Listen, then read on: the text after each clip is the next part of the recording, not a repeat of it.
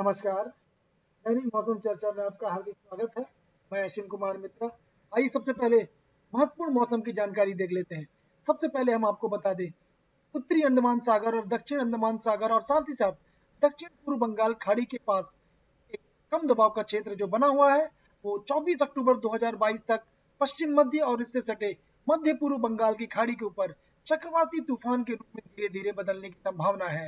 ये बहुत प्रमुख जानकारी है कि अब बंगाल की खाड़ी के पास, जैसा कि हमने बताया, पूर्व मध्य बंगाल की खाड़ी और पश्चिम मध्य बंगाल की खाड़ी के पास-पास एक चक्रवाती तूफान 24 अक्टूबर तक ये बनने की संभावना है। और अगर हम दूसरी सबसे बड़ी तरह से खबर आपको बताएं कि आने वाले 48 घंटों के दौरान पूरे देश से दक्षिण पश्चिम मानसून की वापसी की स्थिति ये अनुकूल बनती जा रही है। मतलब आने वाले 48 घंटों में पूरे देश से दक्षिण पश्चिम मानसून की वापसी हो सकती है। ये जो दिशा है या एक तरह से कह सकते हैं जो जो परिस्थितियां हैं वो बिल्कुल अनुकूल देखी जा रही है।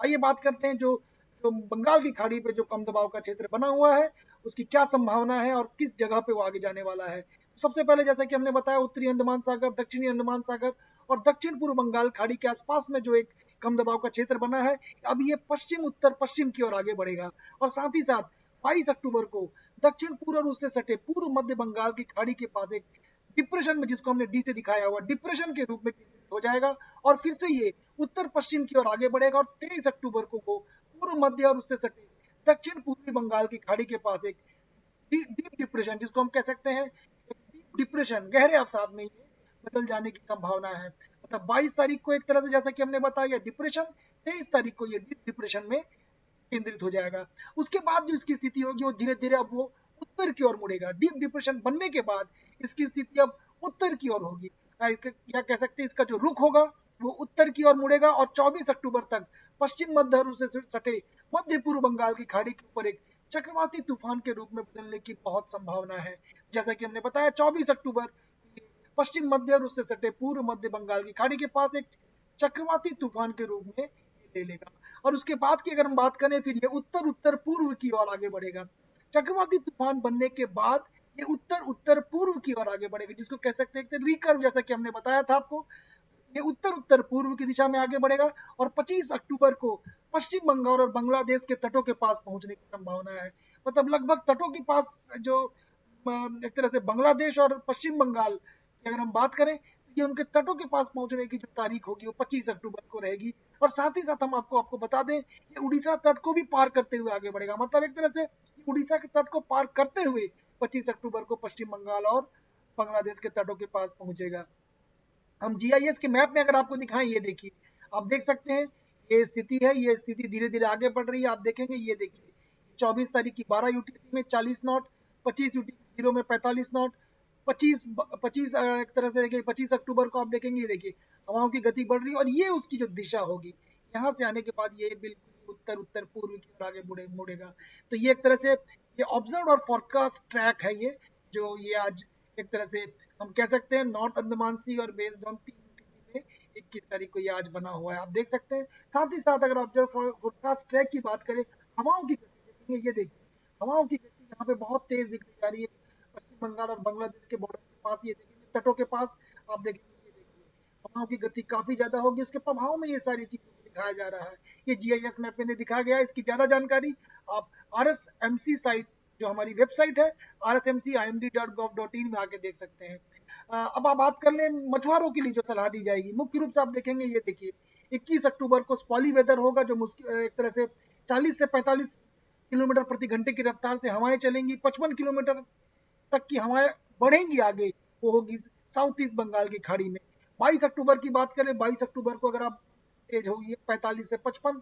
23 अक्टूबर की बात कर लें, ये लगभग 75 किलोमीटर प्रति घंटे की रफ्तार से आगे बढ़ेगी, आप देख सकते हैं। ये देखिए रंगों से दिखाया गया है। तो इन जगहों पे मछुआरों को खास सलाह दी जाएगी, इन जगहों पे ना जाइए 23 तारीख को।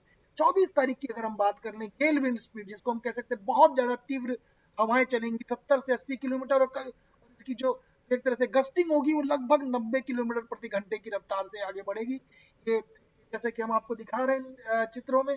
25 अक्टूबर को ये लगभग आप देखेंगे ये पीले रंगों से दिखाया गया, ये ये 110 किलोमीटर प्रति घंटे की रफ्तार तक ये पहुंच जाएगा, आप देख सकते हैं 110 किलोमीटर प्रति घंटे की रफ्तार से। मुख्य रूप से जो जगह होगी एडजॉइनिंग मध्य बंगाल की खाड़ी और पश्चिम बंगाल और बांग्लादेश के कोस्ट के पास 110 किलोमीटर प्रति घंटे की रफ्तार से। और 26 तारीख को भी अगर आप देखेंगे वो स्थिति गेल विंड की बनी हुई है, इसमें 110 किलोमीटर प्रति घंटे की रफ्तार से चीजें इस तरह से हवाएं आगे बढ़ेंगी। मछुआरों को सलाह दी जाएगी वो इन जगहों पे बिल्कुल ना जाए। पिछले 24 घंटों की बात कर लें, जो हमारी वेधशालाओं में वर्षा दर्ज हुई है मध्य महाराष्ट्र में 11 सेंटीमीटर, केरला में बात कर लें एक तरह से कांजीपुजा में 10 सेंटीमीटर, मराठवाड़ा की बात कर लें बीट में 9 सेंटीमीटर, कर्नाटका के उत्तरा कन्नाडा में 7 सेंटीमीटर दर्ज हुई है। हम अब दिखाएं आपको इनसे टीडीआर की सैटेलाइट की इमेज में, आप ये देख सकते हैं, ये देखिए लो प्रेशर एरिया जैसे कि हम बता रहे हैं, ये देखिए यहाँ पे बना हुआ है और साथ ही उससे एक ट्रफ रेखा तमिलनाडु के आसपास तक यहाँ तक जा रही है, ये को हरे रंगों से दिखाया गया। और उत्तर भारत की बात कर लें, पश्चिमी विक्षोभ अभी एक जाता हुआ यहाँ पे आपको देखने को मिल रहा होगा। मानसून के जो वापसी के विषय में जैसा कि हमने आपको बताया प्रमुख जानकारी में, जो जो परिस्थितियां हैं आप देख सकते हैं, ये देखिए सफेद रंगों से दिखाया गया, ये जहां से मानसून की वापसी हो चुकी है। जितने बचे हुए हैं जैसा कि हमने बताया, आने वाले 48 घंटों में परिस्थितियां बिल्कुल अनुकूल बनती जा रही, पूरे देश से दक्षिण पश्चिम मानसून की वापसी हो जाएगी। ये रही है 5 दिनों के पूर्वानुमान, आप देख सकते हैं तमिलनाडु में आज के लिए बिल्कुल ऑरेंज अलर्ट है, भारी से भारी वर्षा देखने को मिल सकती है।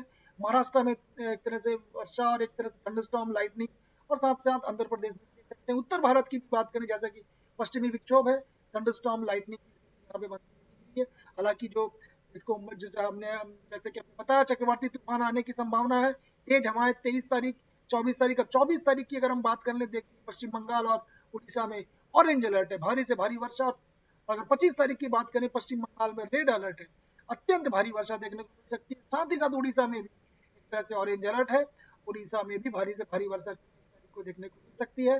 ज्यादा जानकारी के लिए आप हमारी मौसम विभाग की वेबसाइट पे आ सकते हैं। आप ज्यादा जानकारी के लिए हमारे ट्विटर, यूट्यूब, फेसबुक के पेज में आप लॉग इन कर सकते हैं।